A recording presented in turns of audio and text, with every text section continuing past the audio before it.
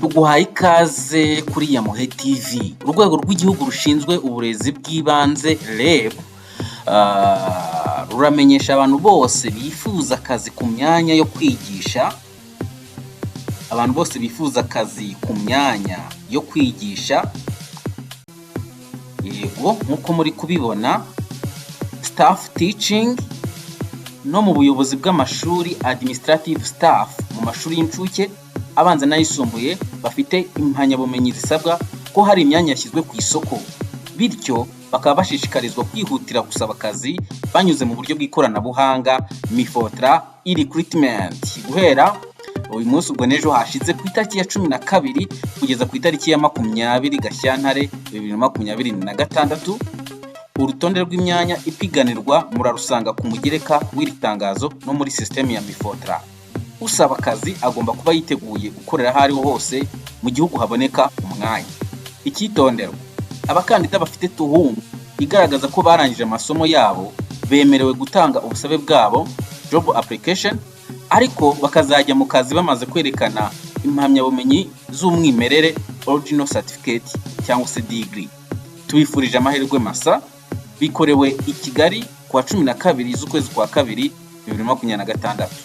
Dr. Barushimana Nelson, umuyobozi mukuru. Abakurikiye YAMUHE TV murabona yuko REB yashyize imyanya ku isoko, ni imyanya yo kwigisha ndetse n'aba staff. Mu minsi yashize twasohoye video igaragaza yuko iyi myanya izashyirwa ku isoko mu ntangiriro z'ukwezi kwa 6, ariko twe twayikombininze n'imyanya yo muri Rwanda TV Board. REB rero yasanze gutegereza icyo gihe bitari ngombwa baposhinga imyanya imwe niyo bashyizeho, ariko indi zagenda ishyirwaho nayo. Iyi ni YAMUHE TV. Reka turebe imwe mu myanya isa nkaho yashyizweho, ariko imwe twe twayiciye mu marenge twanayiberetse. Kubakurikiye video yacu yabanzije twe twaberetse iyo myanya iri priority cyangwa se ikeneye abantu cyane yashyizwe ku isoko. Kuri ubu rero nitwinjira kuri mifotra, imyanya y'ingenzi bibutse ko imyanya yashyizweho ni imyanya ikeneye abantu benshi. Aha ntabwo turi presize abantu bakeneye muri iyi myanya kubera yuko twabivuze muri video yatambutse, ariko murabona yuko nk'abarimu bize ibijyanye na bagomba kwigisha Swahili English teacher A1 aha barakenewe cyane. Abantu bize A1 ibijyanye n'indimi urabona yuko hano A1 barakenewe. Ni imyanya myinshi rero ikenewe. Hari umwanya wa mathematics and physics teacher A1, ibi twe twababwiye yuko ama science nayo ari priority mu gukenera. Hakenewe abarimu benshi bigisha ama science ndetse n'indimi. Niyo myanya rero turi gusanga iri kuri mifotra yashyizweho, imyanya ijyanye n'indimi ndetse n'ama science. Hari umwanya wa Kinyarwanda and English teacher A1, English French teacher, akaza umwanya wa pre-primary and lower primary teacher A2. Abandi babandi biga muri za TTC murabona yuko imyanya yabo rwose nayo irahari. Language teacher A2 n'abana abize za TTC cyangwa se yes, akaza inclusive and special need education A0. Murabona naho ko bakenewemo. Hari abarimu bazigisha ibijyanye na taxation teacher A0, urabona ko nabo bakenewe. Akaza psychology teacher A0, Kiswahili teacher A0, akaza umwanya wa creative performance fine arts music teacher A0, mathematics and physics teacher. Iyi myanya ni nababwiye y'urugo rwose izagaruka cyane, ikenewemo abantu benshi pe, abantu bize ibi bintu bafite amahirwe. Akaza umwanya wa English teacher. Iyi nayo ni nababwiye yuko kwigisha indimi ubu ngubu dukeneye kumva ururimi rw'icyongereza abana bacu cyangwa se abiga mu bigo by'amashuri yisumbuye bakarangiza bazi ururimi neza.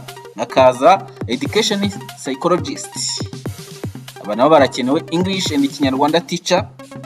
Bibutse yuko rero ku myanya A0, A2, A1, A2 babashyize igorora. Hari umwanya wa literature in English A0, English and literature in English head teacher primary school, aba nabo barakenewe. Ubwo twageze muri primaire, head teacher in secondary school A1 barakenewe. English French teacher arakenewe. English Kiswahili, physical education, sport education.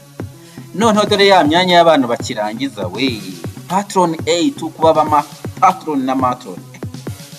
Katurebe ko mwese hano muri eligible babandi birirwa batwara ngo nize MCB nabuze akazi. Katurebe nize MCB wabuze akazi kandi akazi gahari, akazi karahari.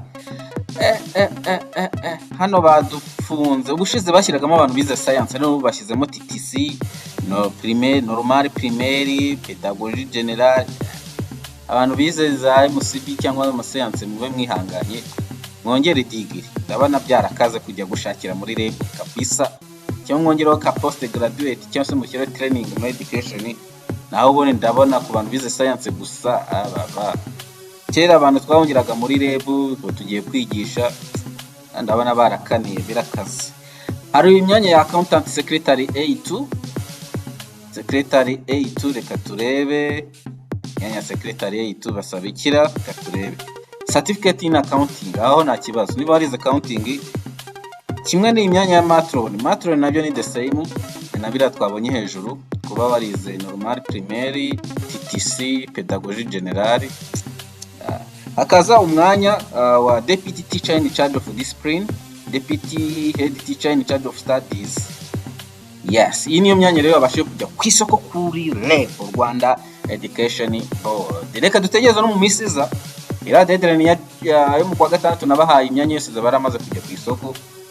Abantu rero bashaka ku applyinga bize bijyanye na education babaha ikaze mujye ku rubuga rwa REB mwa applying mukore uharanire kugira amanota 70% wigire kuri waiting list niba wenda ufite make ariko icyo nkwijeje nuko igihe kizagera ukabona akazi kawe kandi keza. Kora like, subscribe, usangize video abakunzi bawe n'abandi bose bifuza kuba babona akazi mu bigo bigiye bitandukanye bya leta.